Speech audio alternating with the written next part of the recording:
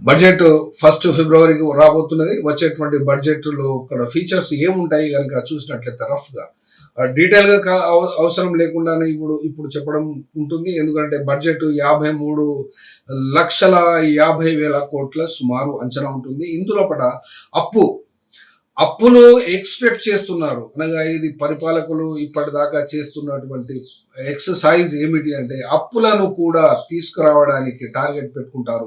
ఆ టార్గెట్ ప్రకారంగా సేకరణ అప్పు చేయవలసింది 12.76 నుండి 17,00,000 క్రోర్ వరకు అప్పు చేయాలని చెప్పి ఇందులోపట ఎస్టిమేట్ ఏస్తున్నారు. ఇందులోపట బడ్జెట్‌లో డెఫిసిట్ 4.2 4.3 వరకు ఉంటుందని అంచనా వేయవచ్చు.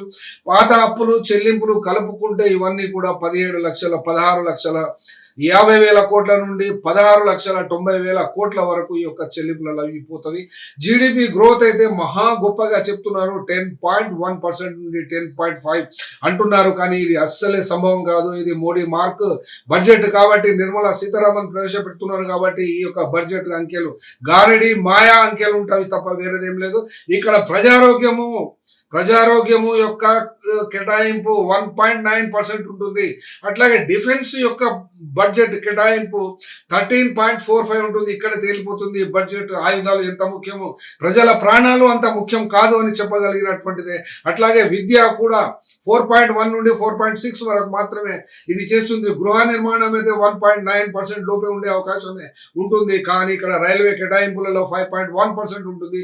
ఎందుకంటే వందే భారత్ ను 150 సార్లు ఇనాగరేట్ చేయాలి నరేంద్ర మోడీ గారు కాబట్టి 1300 కొత్త స్టేషన్లు కాబట్టి రైల్వేలకైతే కొంచెం ఉండవచ్చు.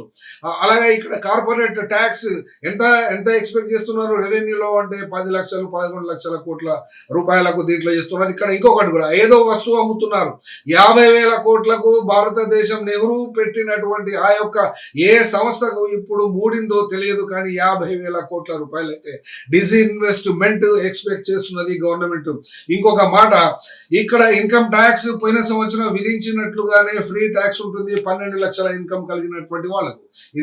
ఇది ఉద్యోగ వర్గాలకు కాస్త రిలీఫ్ గానే ఉంటుంది. పోయిన సంవత్సరం ఉన్నట్టుగానే ఇప్పుడు ఇందులో కూడా పెంచవలసినవి తగ్గించవలసినవి అయితే ఏమీ కనబడతలేదు. ఎందుకంటే ట్రంప్ దెబ్బతిని పోతున్న మనుషులు ఎలాంటి బడ్జెట్ ను పెట్టగలరో అది మొట్టమొదటి ఫిబ్రవరి రోజున అది చూడడానికి అవకాశం ఉంటుంది. కానీ ఇప్పుడైతే ఈ ఫ్రీ ట్రేడ్ అగ్రిమెంట్ ఈయూతో చేయడం మూలన భారతదేశ ప్రజలకు ఏదో చేస్తున్నాం అనేటువంటి భ్రమ అయితే కల్పిస్తున్నారు.